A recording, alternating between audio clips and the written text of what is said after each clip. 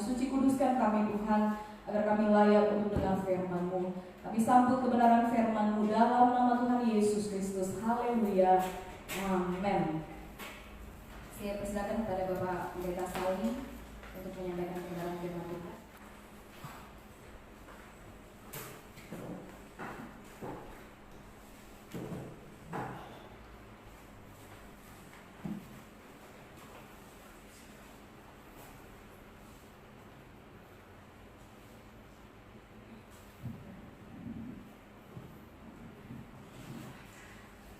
Puji Tuhan, salam sejahtera buat kita yang ada pada pagi ini. Terima kasih buat teman-teman yang sudah melayani dalam pujian dan pelayanan yang ada. Puji Tuhan. Bapak Ibu dikasih oleh Tuhan, kembali lagi kita berjumpa dalam ibadah masih melalui media seperti hari ini. Dan saya percaya ini tidak akan mengurangi cinta kita, tidak akan mengurangi hubungan kita dengan Tuhan. Karena saya meyakini apapun di dunia ini tidak akan pernah bisa untuk membatasi, tidak akan pernah bisa untuk menghalangi kita untuk berjumpa dengan Tuhan Yesus Kristus. Puji Tuhan. Langsung saja untuk mempersingkat waktu kita akan lihat kebenaran firman Tuhan yang terambil dalam kitab Efesus pasal 4 ayat yang ketiga. Kitab Efesus pasal 4 ayat yang ke-13, bukan yang ketiga ya, yang ke-13. Kitab Efesus pasal 4 ayat yang ke-13. Ini kayaknya bau-bau grogi begini ya. Jadi begini nih, kalau sudah ada kendala sedikit ini, biasa ada layar di sini kan begitu kok. Ini ketergantungan dengan media yang begini. Itulah. Nah, Bapak Ibu dikasih oleh Tuhan, kitab Efesus pasal 4 ayat yang ke-13. Perhatikan di layar Bapak Ibu, saya akan bacakan buat kita demikian bunyi firman Tuhan. Sampai kita semua telah mencapai kesatuan iman dan pengetahuan yang benar tentang anak Allah, kedewasaan penuh dan tingkat pertumbuhan yang sesuai dengan kepenuhan Kristus. Orang berbahagia adalah orang yang mendengar dan melakukan kebenaran firman Tuhan dalam hidupnya hari lepas hari. Bapak Ibu dikasih oleh Tuhan, gereja kita di sepanjang bulan ini yaitu mengambil tema berbicara tentang pengetahuan yang benar tentang anak Allah. Pengetahuan yang benar tentang anak Allah ini menentukan bagaimana kualitas dari iman seseorang, kualitas dari iman anak Tuhan kepada Bapa di surga atau kepada Tuhan Yesus Kristus. Nah, hari ini Bapak Ibu dikasih oleh Tuhan, saya tidak akan terlalu banyak lagi membahas atau tidak akan membahas tentang siapa Yesus. Karena minggu kemarin Bapak Wakil Gembala dengan tegas mengatakan di sana, menjelaskan buat kita semuanya.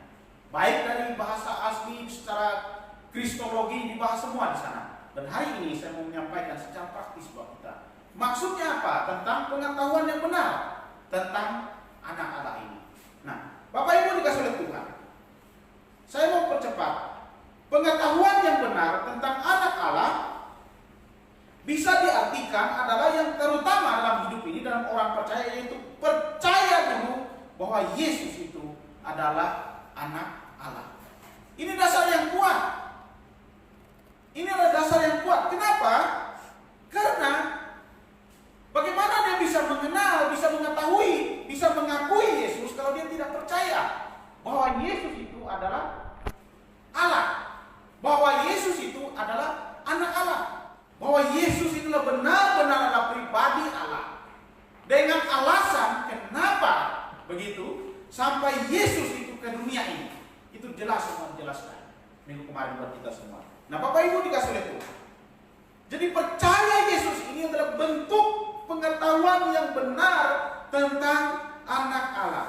Percaya bahwa Yesus yang turun ke dunia ini untuk menyelamatkan, membebaskan dari hukum Allah.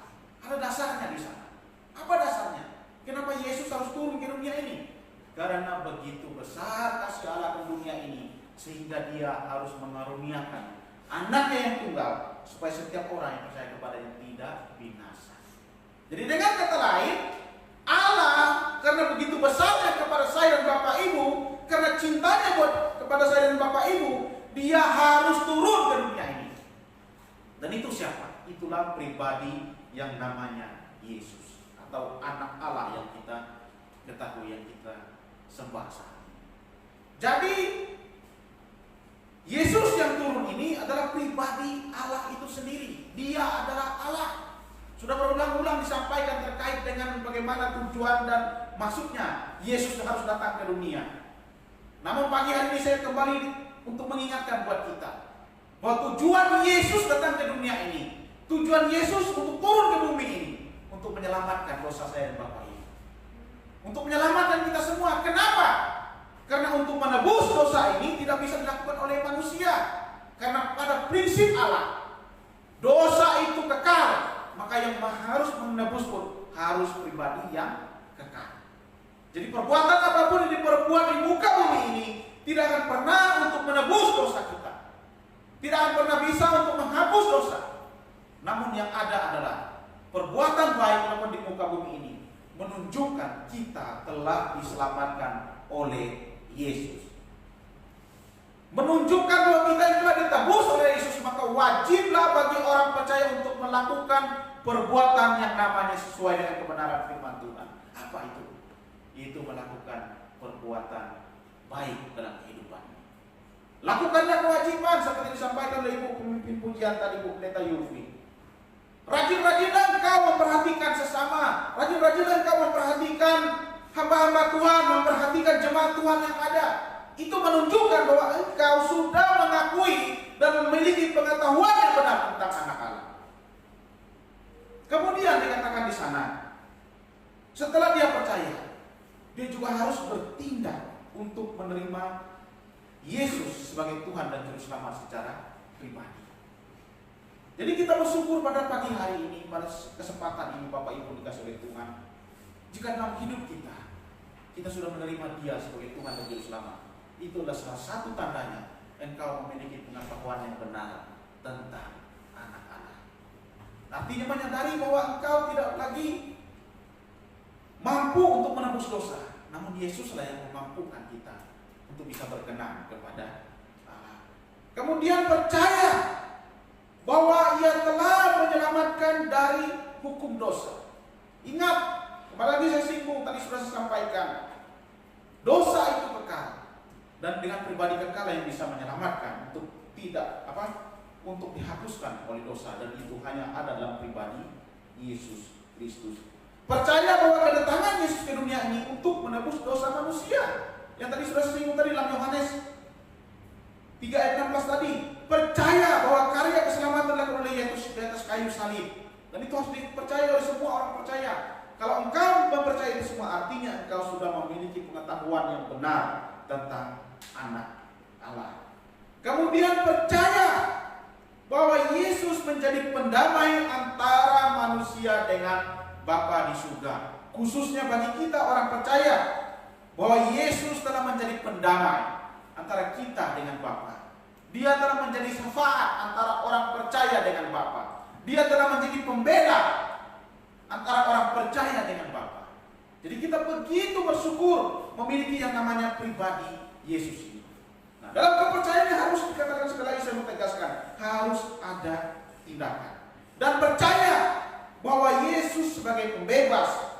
Pembebas dari apa? Saya lagi tegaskan, pembebas dari dosa, dari kutuk, dari ikatan apapun di dunia ini, itu bisa dibebaskan kalau Bapak Ibu terus menerus menaruh percaya kepada Tuhan, terus menerus percaya kepada Allah kita, yaitu kepada Bapa di surga. Mungkin ada di antara ikat dengan dunia ini, dengan kutuk dosa misalnya. Bila engkau percaya kepada Yesus, sungguh-sungguh percaya kepada Yesus, mempelajari kebenaran firman Tuhan sungguh-sungguh, mempraktekkan kebenaran firman Tuhan sungguh-sungguh, maka saya yakin dan percaya kuasa Yesus, kuasa Roh Kudus akan mampu membebaskan Bapak Ibu yang terikat saat ini. Kuncinya cuma satu, percaya. Jadi poin yang pertama adalah percaya Yesus adalah anak Allah. Kemudian yang kedua, poin yang selanjutnya, pengetahuan yang benar tentang anak Allah bisa juga diartikan adalah mencapai kedewasaan penuh. Yang sudah kita baca tadi dalam kitab Efesus pasal 4 ayat 13. Maksudnya adalah artinya iman kepada Yesus Kristus tidak akan pernah goyah oleh rupa-rupa apapun di dunia ini. Ini juga sudah berulang-ulang saya sampaikan. Pengetahuan yang benar itu bisa dilihat ketika dia tidak pernah tergoyah apapun dengan di dunia ini. Seperti apa misalnya? Anak-anak remaja, dia tidak akan meninggalkan kepercayaannya hanya karena godaan iman, hanya karena tampang cantik dan ganteng. Dia tidak akan pernah goyah. Kalau dia tidak pernah goyah akan hal itu, artinya dia memiliki pengetahuan yang benar tentang anak Allah. Kenapa? Karena dia tahu bahwa pengetahuan yang benar tentang anak Allah, dia mati dan menderita untuk menebus dosanya.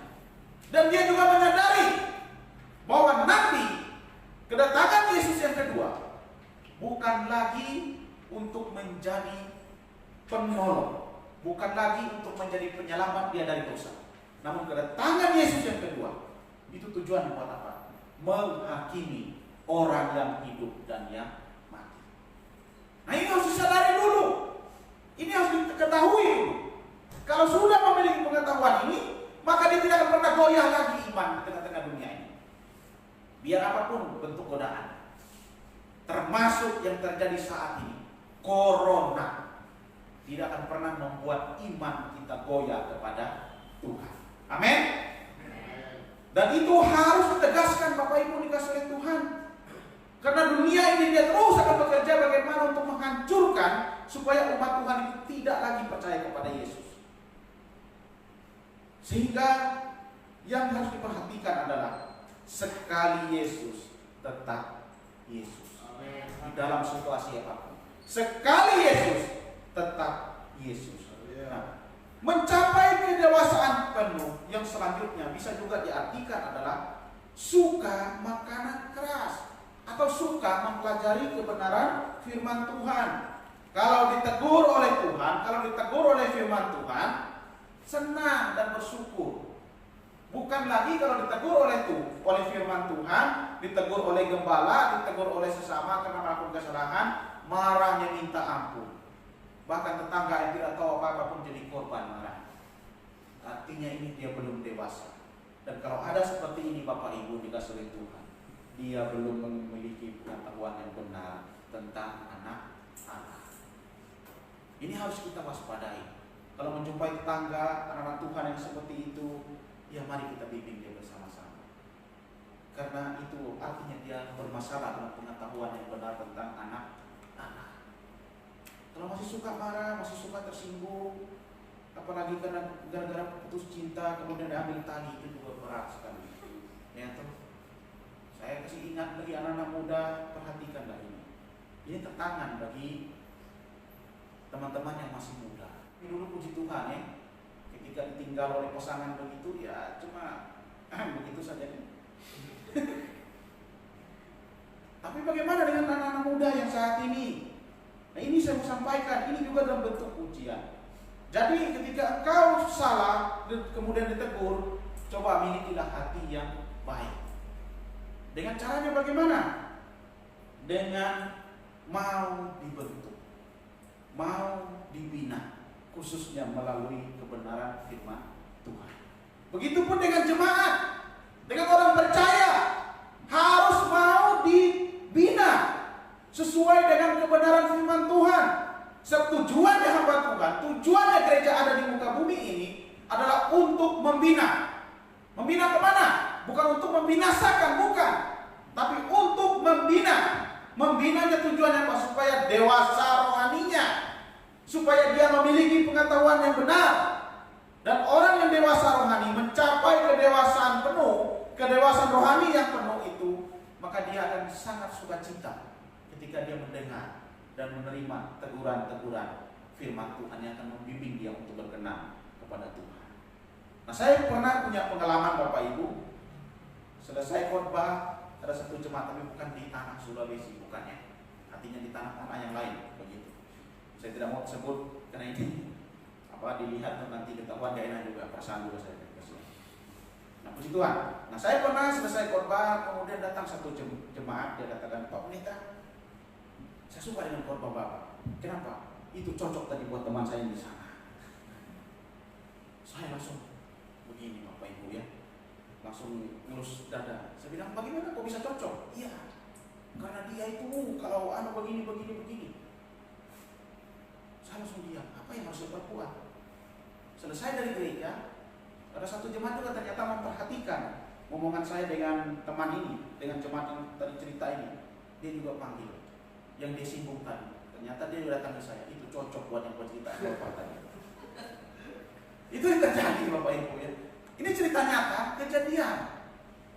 Jadi akhirnya saya mau mendamaikan mereka, pemahaman yang benar kepada mereka saya kasih tahu pelan-pelan. Dan saya katakan bahwa firman Tuhan itu bukan hanya satu orang atau buat dua orang, namun kebenaran firman Tuhan bagi semua orang. Jika engkau merasa ditegur saat itu, saya katakan, jika engkau merasa itu buat dia, arti juga itu cocok buat anak. Bertobat. Karena Tuhan itu menyampaikan semua firman itu buat semua orang, bukan kepada A dan kepada B. Dan pedang firman Tuhan itu seperti pedang bermata dua, bagi yang mendengar maupun bagi yang menyampaikan. Itu yang saya sampaikan kepada mereka. Jadi ini sangat penting. Artinya adalah kedewasaan penuh. Dia tidak lagi gampang tersinggung ketika ditegur. Dia tidak lagi gampang marah ketika dia dikasih tahu atau merajuk, istilah kalian kita di sini menyampaikan. Dia tidak akan gampang melakukan itu. Artinya dia sudah dewasa, mencapai kedewasaan penuh, dan itu menandakan bahwa dia memiliki pengetahuan yang benar. Kemudian mempunyai panca indera yang terlatih. Maksudnya apa di sini? Dari pembacaan kitab Ibrani menceritakan di sana, Ibrani pasal 5 ayat 13-14, Bapak Ibu bisa baca di rumahnya ya. Menceritakan bahwa orang yang suka firman itu dia bukan lagi suka makan lagi susu atau makanan yang untuk bayi, bukan, tapi sudah sampaikan tadi, yaitu berbicara tentang hal-hal yang keras yang akan membuat dia bertumbuh. Kemudian mempunyai panca indera yang terlatih. Maksudnya apa? Panca indera seperti apa? Dia peka akan suara Tuhan. Anak Tuhan yang memiliki pengetahuan yang benar tentang anak Allah, dia akan peka dengan apa yang Tuhan mau sampaikan di dunia ini, khususnya bagi pribadinya. Akan apa yang dia perbuat, akan apa yang dia lakukan, dia peka. Kenapa? Karena dia terlatih panca indera. Bagaimana cara melatih panca indera ini? Maka milikilah hubungan pribadi yang benar dengan Tuhan. Kalau tidak memiliki hubungan pribadi yang benar dengan Tuhan, tidak akan bisa terlatih. Dan ini perlu dilatih. Saya masih ingat ketika sekolah kita di asrama kurang lebih 5 tahun. Saya ini MA masalahnya, mahasiswa abadi. Kuliah masuk tahun 98, lulus tahun 2004. Bapak Ibu hitung lah itu. Iya, abadi. Tiap pagi ibu asrama siram saya dengan apa? Air, bangunkan berdoa. Terlatih memang ibu asrama nyiram saya. Sering kali disiram, bangun, Sali, bangun, disiram. Nah, saya juga terlatih waktu itu Bapak Ibu ya. Terlatih bagaimana? Ketika disiram sebalik kasur saya lagi. Dan itu terlatih. Tapi puji Tuhan, dengan pembentukan, dengan binaan itu, saya bisa menjadi hamba Tuhan saat ini. Itu sebab karena yang didikan seperti itu. Saya bisa berdoa, saya bisa menyampaikan firman Tuhan, berdiri di depan Bapak Ibu saat ini. Itu salah satu bentuk latihan yang disampaikan oleh yang dididik oleh seorang ibu ini. Dia seorang ibu asrama yang begitu sabar mendidik saya. Ketika saya tidak bangun doa, disemprot. Kurang semprotan seperti semprotan burung, diambil ember. Kurang ember, ya diambil air yang banyak lagi. Dan itu yang terjadi, dan puji Tuhan.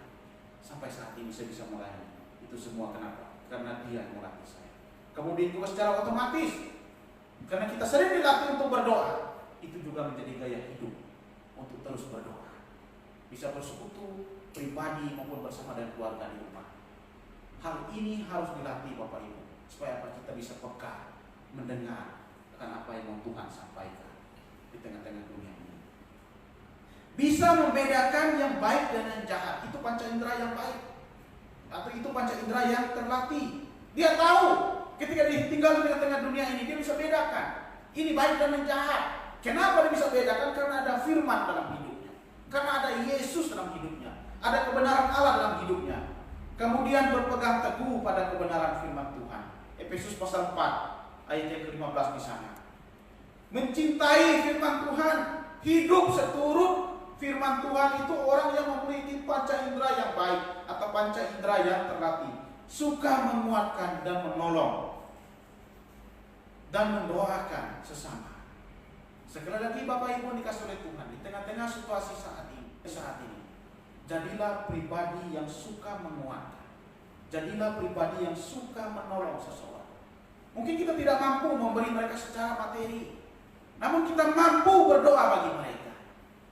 Mungkin kita tidak mampu untuk membantu mereka dari kesulitan saat terjadi wabah ini, namun kita mampu menguatkan mereka. Jadilah pribadi-pribadi yang seperti ini. Kenapa Bapak Ibu dikasih oleh Tuhan? Kalau bukan kita, siapa lagi? Baru kapan akan mulai? Ya saat ini. Saat inilah kita mulai untuk saling menguatkan, saling menolong, dan saling mendoakan. Berdoa bagi bangsa kita, berdoa bagi kota di mana kita berada saat ini, berdoa bagi pemimpin kita. Bukan ikut-ikutan lalu kemudian tidak sabar tangannya mengkritik di dunia sosial. Memang kritik ini sifatnya untuk membangun, namun saya sarankan sebagai anak Tuhan, lebih baik sampaikanlah kritik itu kepada Bapa di surga. Dan kalau kau mau menyampaikan kritik, kritiklah dengan santun dan sopan. Kalau hal ini dilakukan oleh jemaat Tuhan, artinya dia sudah dewasa, sudah mencapai kedewasaan penuh dalam hidupnya. Tapi jika masih suka marah, masih gampang tersinggung, masih suka emosi, masih suka mata menyala emosi tinggi begitu, dan kerang-kering kata anak saya, marah-marah tentang panci segala macam, yang baik dia bisa mengontrol hidupnya, dia bisa mengontrol apapun dalam kehidupan ini, dan itu artinya adalah dia memiliki pengetahuan yang benar. Kalau dulu dia misalnya kasar, kemudian setelah dia menerima Yesus, setelah dia percaya kepada Yesus, dia bisa mengontrol itu semua, artinya dia sudah mulai dewasa, mencapai kedewasaan penuh. Kenapa? Karena dia sudah mempunyai panca indera yang terlatih.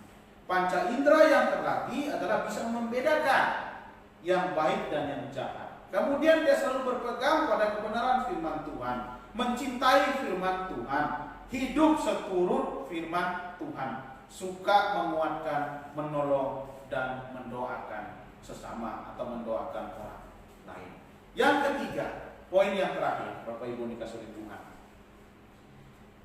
pengetahuan yang benar tentang anak Allah yang ketiga, yaitu mencapai pertumbuhan sesuai dengan kepenuhan Kristus.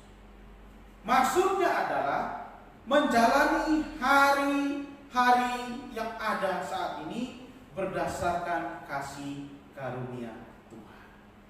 Dia merasa bisa hidup saat itu semua karena ada kasih karunia Tuhan, yang artinya adalah dia bisa hidup di tengah dunia ini itu semua karena kasih kemurahan Tuhan. Dia selalu melibatkan Tuhan. Sebelum bangun, misalnya contoh yang kecil saya katakan, orang yang menjalani hari-hari berdasarkan kasih karunia Tuhan, dia akan terlebih dahulu bersyukur kepada Tuhan. Melakukan itu dulu. Bersyukur artinya dia menyadari bahwa hidup ada itu semua karena kasih karunia Tuhan. Tidak lagi seperti anak-anak yang sudah Paulus sampaikan kepada jemaat yang ada di Efesus tadi, yang dalam kitab Efesus. Tidak lagi seperti anak-anak yang suka merengek-rengek. Ketika Tuhan tidak mendengar doanya, dia seperti marah begitu, kemudian dia ngomel sama Tuhan. Tidak lagi seperti itu. Tidak diombang-ambingkan oleh rupa-rupa angin pengejaran yang salah. Kemudian dikatakan di sana oleh permainan palsu manusia dan kelicikan yang menyesatkan. Pertumbuhan sesuai dengan kebenaran Kristus ketika dia apa? Ketika tidak lagi seperti anak-anak karakternya, tidak lagi gampang diombang-ambing permainan palsu manusia dalam kelicikan yang menyesatkan. Ini sangat luar biasa sekali bagaimana kebenaran ini mengingatkan orang percaya. Kemudian tetap berpegang teguh pada kebenaran firman Tuhan dalam hidupnya. Dia tetap menjalani hari-hari ini berdasarkan kebenaran firman Tuhan, hidup dalam kasih, bertumbuh dalam iman, dan selalu mendasari hidup kepada Kristus yang adalah kepala. Jadi 3 poin ini Bapak Ibu dikasih oleh Tuhan. Kebenaran firman Tuhan membuat kita pada pagi hari ini. Saya mau simpulkan buat kita. Pengetahuan yang benar tentang anak Allah bisa diartikan adalah yang pertama tadi, percaya Yesus adalah Allah. Dan dalam kepercayaan ada beberapa tindakan yang dilakukan di sana. Ada yang harus diperbuat di sana. Yang sudah saya sampaikan tadi. Kemudian yang kedua, pengetahuan yang benar tentang anak Allah itu mencapai kedewasaan penuh. Kedewasaan apa? Kedewasaan secara rohani. Sehingga tekankan tadi saya tentang berbicara tentang panca indera.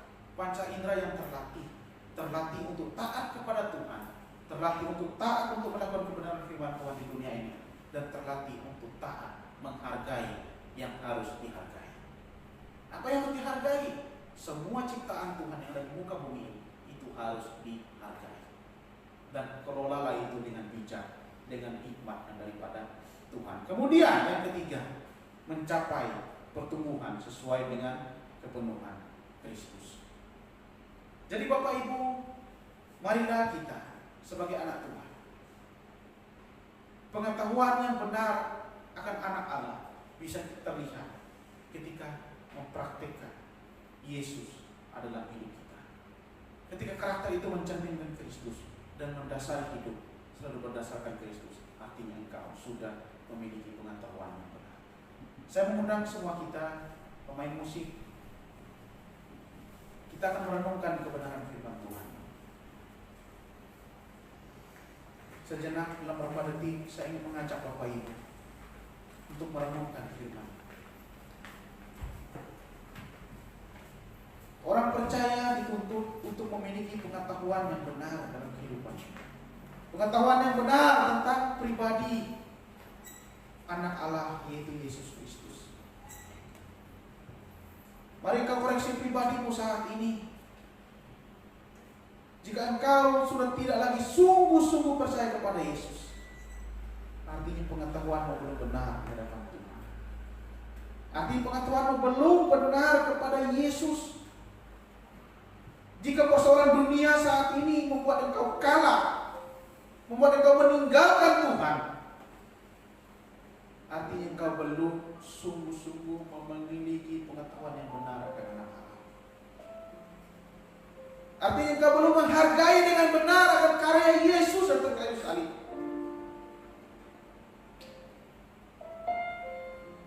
Dan bila engkau masih gampang diombang-ambingkan oleh rupa-rupa angin ajaran dunia ini, artinya engkau belum dewasa secara rohani. Jika masih kalah dengan yang terjadi di dunia ini, dengan persoalan yang terjadi, artinya engkau tidak pernah mendasari hidupmu kepada Yesus Kristus. Artinya pertumbuhanmu tidak sesuai dengan kepenuhan Kristus. Ada kedagingan di sana. Jika masih hal ini terjadi, cepat minta ampun kepada Tuhan. Minta Tuhan untuk membimbing engkau, untuk melatih engkau. Izinkan para hamba Tuhan, izinkan rekan-rekan sesama jemaat untuk membimbing, untuk mengingatkan. Ketika engkau ditegur oleh firman Tuhan, ketika engkau ditegur untuk kebaikan, dan taatlah, kemudian berubahlah, karena itu dituntut oleh Tuhan. Karena Yesus datang ke dunia ini, dia menyampaikan satu berita pembebasan dari hukum Allah. Kalau percaya kepada dia akan diselamatkan. Kemudian Yesus juga menyampaikan kewajiban bagi anak-anak Tuhan, mereka harus memiliki kasih dalam kehidupan ini. Karena kasih sudah ditunjukkan kepada dunia dengan memberi dirinya mati di atas kayu salib menebus dosa. Dan itu juga yang harus dilakukan oleh anak Tuhan, oleh orang percaya. Milikilah kasih yang bisa menguatkan, yang bisa memperhatikan, yang bisa menolong antar sesama. Haleluya Tuhan Yesus. Terpujilah nama Tuhan. Kita akan naikkan satu pujian. Memberkati aku berlimpah-limpah.